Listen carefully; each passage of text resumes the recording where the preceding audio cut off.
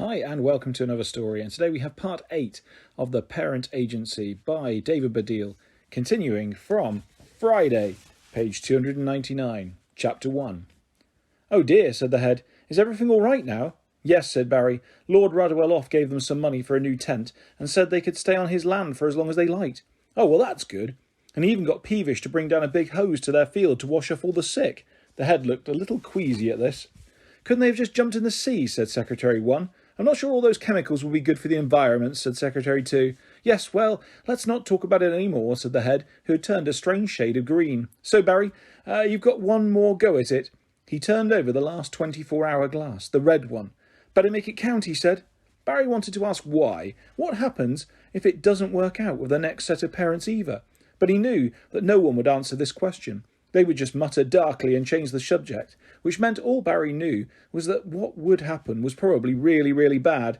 He took out, for the last time, his list. It was extremely crumpled by now. He scanned it quickly. He knew it very well, having read it. It seemed a million times since he'd been in this world.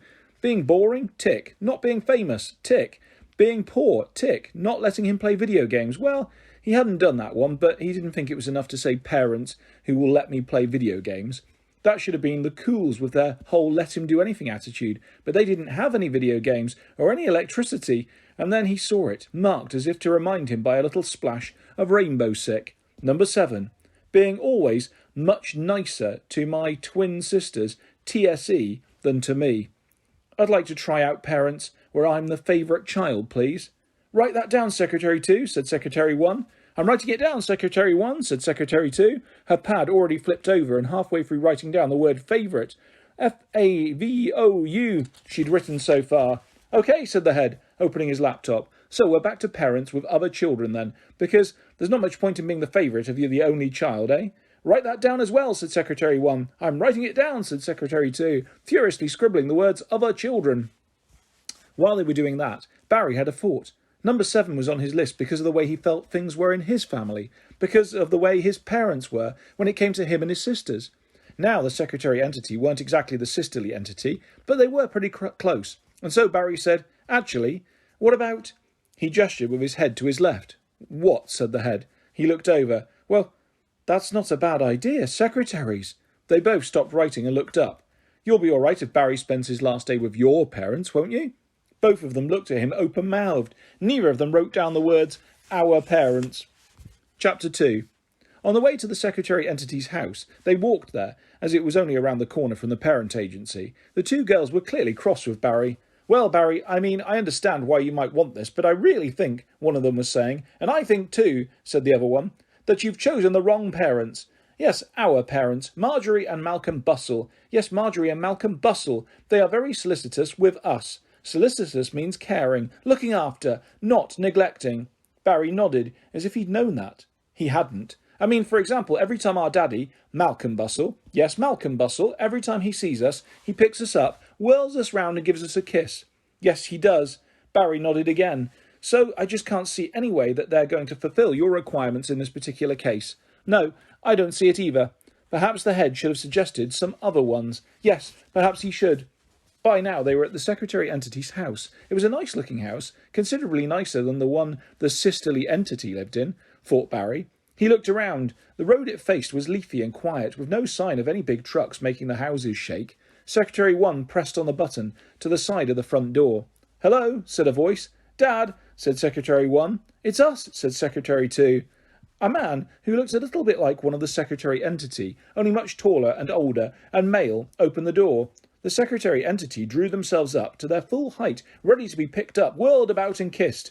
"Barry! Hello, Barry! We're so pleased to see you, Barry," said Malcolm Bustle, picking him up, whirling him round, and giving him a kiss on the cheek. "Barry! Barry, Barry, Barry, Barry, Barry," said Marjorie Bustle, who looked like the secretary entity too, only taller and older and female, appearing behind her husband and opening her arms wide, and adding one more "Barry," just in case. "Nice to meet you, Malcolm and Marjorie," said Barry, as Malcolm set him down. "Hello, Mum," said Secretary 1. "Hello, Dad," said Secretary 2. "Do come in, Barry," said Malcolm. Barry went through the door, which Marjorie then shut, leaving the secretary entity on the doorstep. "So, Barry," said Marjorie, "lovely to meet you. There was a tap-tap-tap noise from behind them. They looked around. The letterbox was flapping up and down. Then it flapped up and stayed there. Barry could just about see 2 pairs of little girl eyes peeping through the slot. Mum? Dad? You seem to have locked us out. Accidentally, of course. Oh, yes, of course. Barry, said Marjorie, sorry to bother you, but can you hear a noise?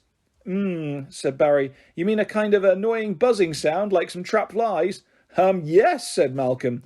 Oh, said Barry, I think it might be these 2. He opened the door again. The secretary entity was standing on the doorstep, smiling and waving. Hi, Mum. Hi, Dad. Malcolm and Marjorie didn't say anything in reply. Chapter 3. Barry looked around the Bustle's living room. He had been expecting it, what with the secretary entity being a version of the sisterly entity, to be more like his own living room at home. At home, his family did their weekly shop at the Morrisons', but on their way to it, they passed Waitrose.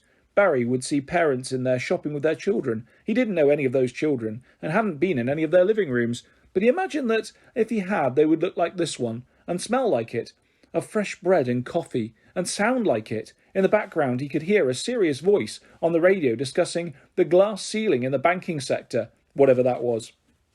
The floor was wooden and polished. There was a fireplace with a rug in front of it. At the other end of the living room it became a kitchen. On the walls there were some modern art paintings, and also lots of certificates won by the secretary entity. Best dressed, best spoken, and there were loads of these, best handwriting. Also on the walls were 4 big canvas pictures of the secretary entity, from when they were babies to now. But Malcolm was presently taking those down and putting up 4 big canvas pictures of Barry. I hope you like these, he was saying. The girls came in, frowning hard at their father. I had them made up from a photo they sent from the agency. He stepped back to look at the pictures. All the same photograph, of course, but I tinted them with different colours. What do you think? Lovely, said Barry. What have you done to our mum and dad? Hissed Secretary 1 to Barry. Oh, said Barry quietly. Not much. How much is not much? Said Secretary 2, only hissing. Just asked the head to have a little word with your parents before we got here, explaining how I'd like it all to work, if they wanted me to choose them in the end. The secretary entity looked at each other, open-mouthed. Then Secretary 1 turned to Barry and said, I can't believe our beloved mother and father are actually going to go along with such a Barry, called Marjorie from the kitchen bit of the room. What would you like for lunch? Said Barry. Pizza? Oh, well, you've made a mistake there, said Secretary 1 smugly. We only ever eat gluten-free, free-range, nut-free, free from E-numbers, salt and sugar-free food. Yes, our food is very, very free, said Secretary 2, except, of course, it costs a lot of money. But we never, ever, ever eat junk food. Yes, our parents would simply never allow it. So, said Marjorie, coming out from the kitchen holding a takeaway menu from somewhere called Pizza Shed. What would you like? 10 cheese, crispy hottie, Latino, old and new, salty bananas, 50 fish, German, meat, string, nobody likes this one, eggy Norman. What's eggy Norman? Mozzarella, bacon, tuna, pickled cucumbers, tomatoes, pineapple, and then in the middle, a hard-boiled egg covered into the shape of a small man called Norman. I'll have a 10 cheese, said Barry, after a moment's thought. I'll call them straight away, said Marjorie, picking up the phone. Mum, said Secretary 1. What, said Marjorie. I love pizza. What do you love about it? Said Secretary 2. Marjorie looked a little uncomfortable. The cheese, and the grease, and the salt, and the big fatty bread. She stared at the menu for quite a long time. Yum, she said eventually, very quietly. But, said Secretary 1, what are we going to have? Pizza, of course, said Barry. Marjorie looked at him. He held her gaze. She seemed to sigh, then looked at the secretary entity. If it's good enough for Barry, it's good enough for you. You don't have to order them anything, said Barry. They can have my bits of crust. I don't eat those. Perfect, said Marjorie, dialing the number for Pizza Shed. The secretary entity looked on, amazed. Malcolm appeared, coming down the stairs. Do you have any video games? Said Barry. Malcolm frowned and went back up. No, screamed Secretary 1, of course we don't. We only watch educational and improving television, screamed Secretary 2. So don't expect any of that rubbish here, I'm afraid. Yes, Barry, I think I got everything you need. They turned around to see Malcolm coming downstairs again, his arms overflowing with small boxes. I've already set up the TV with a flea and a Y box, and you can play any of these. Spanky's Quest, Ninja Zebra, Space Pitch and Butt, Find the Fat Tongue, Zombie Crash Free, Death in the Car, The Game, Monkey Sticks, Boxers vs Spear Throwers, Cyborg 2014, 7-second soccer sevens, Marble Man, Stinky Pirate Revenge. I think Stinky Pirate Revenge only works on the flea, said Barry, looking at the cover. Right, OK, I'll bear that in mind, said Malcolm. So, TV on? Dad, we want to watch Master Brain. Yes, and University Big Clevers, and Come Read With Me. Malcolm glanced at Barry and also, like Marjorie had before, seemed to sigh. Yes, well, you can watch them another day. He went over to the TV and switched the game console on. For now, Barry, fill your boots.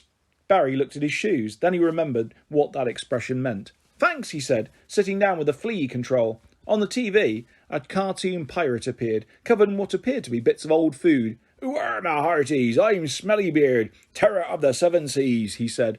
Think ye I whiff? Well then, he drew his curved sword. I shall have me revenge. Thanks, Dad, suggested Malcolm tentatively. Maybe, said Barry, pressing the buttons on control expertly. Chapter 4. Barry had a great afternoon. He played Stinky Pirate Revenge right up to the end. He only stopped playing to have lunch, which was also great. The 10-cheese pizza was fantastic. He also really liked the eggy Norman, which Malcolm ordered, and then let Barry eat Norman himself, who had an egg hat and a yoke tie. The secretary entity, however, did not have such a great afternoon. They stared in disbelief as Barry actually did pop his pizza crusts onto their empty plates. They stared in even more disbelief as both their parents sat on the sofa watching while Barry and his flea control made Smellyboard walk the plank off his pirate ship, and when Smellybeard fell in the water, which turned out to be an enormous toilet sailing beside his ship, Malcolm and Marjorie clapped, and Marjorie said, "Oh, Barry, you're such a clever boy." But they saved their most disbelieving stares for when Malcolm and Marjorie came to them later in the afternoon with the plans for Barry's birthday party. "We love you, Barry, we do. We love you, Barry, we do. We love you, Barry, dear Barry." Malcolm and Marjorie held the note the longest. The secretary entity held it quite a lot shorter, but then it was hard to sing anything through gritted teeth. "We love you, Barry, we do." Malcolm and Marjorie clapped and cheered. Meanwhile, the secretary entity presented Barry with his cake. As directed by Barry on his plans, this involved both of them kneeling on one knee on either side of the cake and then handing it up to them. The cake was a chocolate one. On top of it, also in accordance with the plans, it said, in strawberry icing, "To Barry, the best." Barry had thought about having them add child in this house, but eventually decided that just the best was cooler. And judging by the expressions on their faces as they handed over the cake, it was still having the same effect on the secretary entity, which was the point. "Oh, I'm so glad I decided to go for a party at home this time. It's been a very tiring week," said Barry, leaning over, ready to blow out 10 candles. He took a deep breath and brought his lips close to the cake. The secretary entity glanced at each other. Then, suddenly, they put their faces close to the cake too, and using their combined breath, blew out every single one of the candles before Barry had a chance to. Barry looked up at Malcolm and Marjorie with a hurt expression on his face. "Girls, how dare you," said Marjorie. "Yes," said Malcolm, "that's a terrible thing to do to Barry." "But that's what you told us to do," said Secretary 1. "Yes," said Secretary 2. "You said we had to do it because he's the one who normally gets punished, and so he wanted to see someone else get it in the neck for—" "Shh," said Malcolm, with an anxious glance over at Barry. "You're spoiling it." "Yes," said Marjorie. "Could you stick to your lines, please?" The secretary entity looked very tired. "OK, whatever," said Secretary 1. "Ha ha ha, we hate you, Barry. That's why we blew out your candles," she continued in a bored voice. "Yes, we just want to ruin your party because we're very, very selfish and annoying," said Secretary 2 in an equally bored voice. "Right," said Malcolm, "exactly. So, go to your room." "Yes, to your room with no cake," said Marjorie. "Hold on a minute," said Barry, raising his arm. "Yes, what is it, darling?" said Marjorie. Barry stood up. He looked at the secretary entity. "I think they should be allowed a slice of cake each before they go." "Well, that's very, very generous of you, Barry, isn't it, girls?" said Malcolm. "Seriously," said Secretary 1. Marjorie just gave her a look. "OK, yes, it's very generous," she said, in a let's just get this over with way. "Yes, very generous," said Secretary 2 in exactly the same way. "Here you are," said Barry, who had sliced 2 sections of cake. He handed a plate to each of them. "So, say thank you, Barry, to Barry," said Marjorie. "Thank you, Barry," said the secretary entity in their bored voice. Don't mention it, said Barry, handing over 2 forks. Is it a vegan cake, Mummy? Said Secretary 1. Yes, sugar, nut, and indeed chocolate-free, said Secretary 2. Said Marjorie Bustle, looking at the cake awkwardly. No. Barry, he doesn't like those ones, said Malcolm, even more awkwardly. The secretary entity stared at the cake like they would normally turn their noses up at it. But then again, they had only had some pizza crusts for lunch, so after a second they dived in and started eating. Suddenly, both of their faces contorted. Said one. Said the other. What's the matter, said Malcolm. It was hard for either of them to speak as their mouths were full of cake, but Secretary 1 managed to say, through what looked like a mouthful of mud, It's got a salt in it. Not in it, said Barry, on it. He held up a salt cellar and smiled. And, pepper. Barry held up the pepper grinder. Yes, sorry. Malcolm and Marjorie glanced at each other. Said Secretary 2, spitting crumbs of cake out onto the floor. Malcolm and Marjorie continued to look at each other. Then Marjorie leant over to Malcolm and whispered very quietly, I don't know how much more of this I can stand. I know, whispered Malcolm back, but what else can we do? Give up on the idea of a third child? Is that what you want? She thought for a second and then shook her head. OK, said Malcolm, still whispering. So for the moment, just go with it, Marjorie. She nodded. They turned together. Ha ha ha, said Malcolm. What a funny joke, Barry. Yes, said Marjorie. That's one of the funniest practical jokes I've ever seen. You're so funny and clever.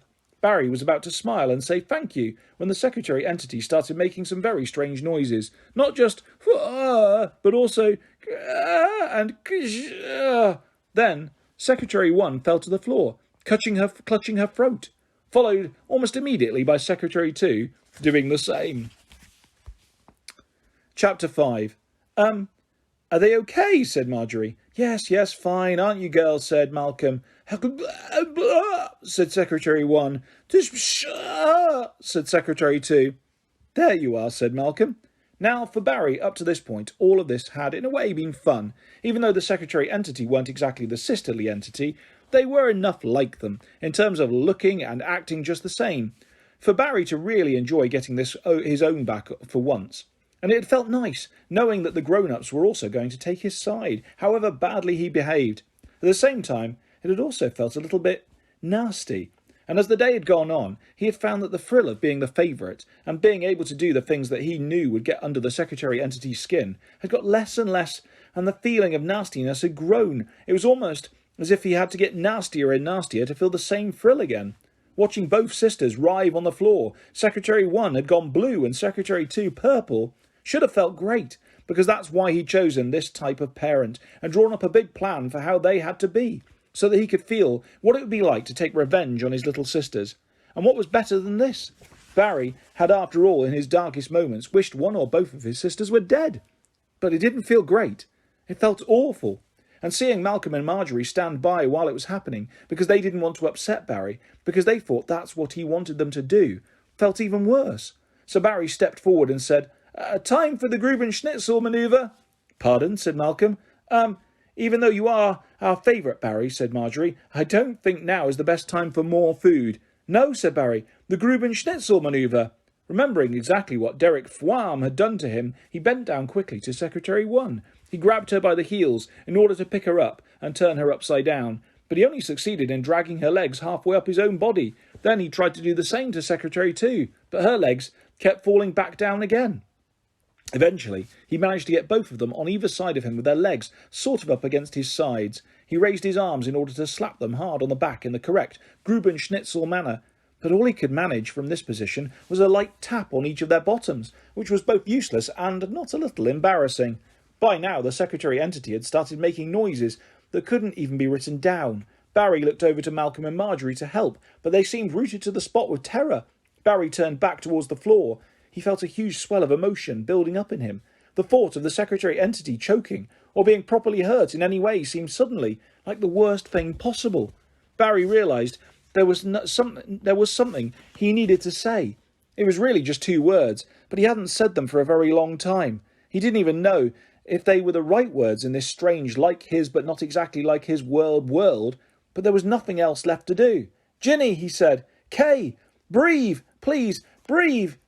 even from their half upside down position, even while choking, even about to fall into unconsciousness. Both little girls looked very surprised at this. So surprised, in fact, that both of them stuck their heads up and looked at Barry, and in doing so coughed violently, ejecting, like little spongy cannonballs from their throats, the pesky bits of salty, peppery cake that had been lodged there. Both of these bits of cake, quite sloppy and messy by now, curved up in the air and hit Barry splodge simultaneously on each cheek. Immediately, Malcolm and Marjorie rushed to hug Kay and Ginny. As Barry watched the two girls being folded in their parents' arms, he realised something. Most parents didn't have favourites among their children. They loved all their children, in different ways at different times, and it didn't matter if sometimes that wasn't you, because soon it would be.